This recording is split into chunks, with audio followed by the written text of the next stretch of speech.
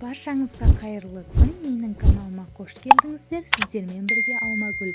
Бүгін үй жағдайында өте дәмді әрі әдемі және қолжетімді заттармен ерекше кешкі ас әзірлейтін боламыз. Сондықтан видео басталмас бұрын каналға тіркеліп лайк басуды ұмытпаңыздар.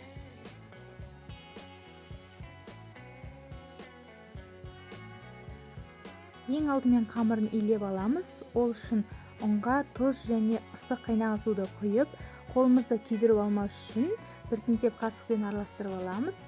Одан кейін сұйық май қосып, қамырымызды біріктіріп илейміз. Қамырды илеп болғаннан кейін тындырып қоямыз. Енді салмасын әзірлейміз. Ол үшін видеода көрсетілгендей барлығын төртбұрыштап турап шығамыз. Мен салмасына ет, көк пияз және картоп турадым. Қалауларыңыз бойынша чеснок қоссаңыздар да болады.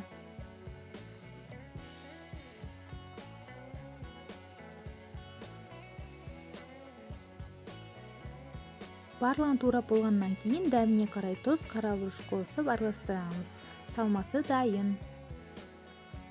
Енді дайын болған қамырды бөліктерге бөліп 5 минуттай тындырып аламыз.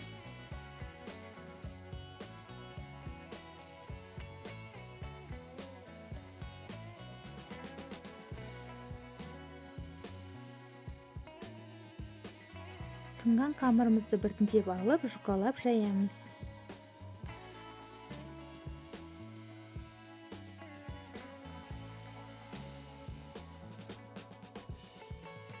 Жайып болғаннан кейін қамырымызды алып, ыдысқа салып, ішіне салмасын саламыз да шет-шетін жақсылап түйеміз.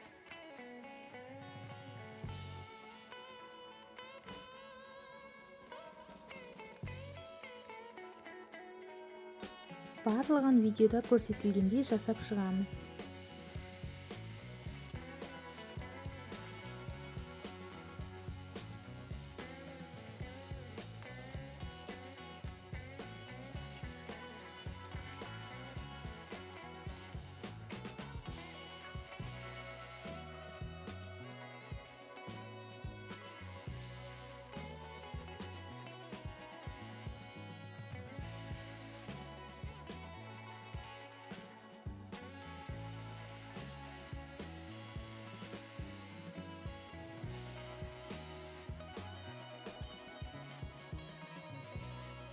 Барлығын жасап болғаннан кейін қызып тұрған майға пиязды сарғыш түс болғанша қуырамыз. Одан кейін сәбізді және болгар бұрышын қосып қуырамыз. Және дәміне қарай кішкене тұз қосамыз. Қуырып болғаннан кейін дайын тұрған қамырларды біртіндеп қойып шығамыз. Соңында суын құямыз. Суын өте көп емес, қамырдың жартысына дейін қойсақ жеткілікті.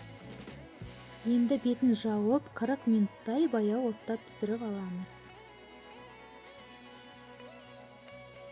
Мінекей кешкі асымыз дайын. Үйдегі бар заттармен жасалынады. Өте дәмді және ерекше. Сондықтан сіздер де жасап көріңіздер.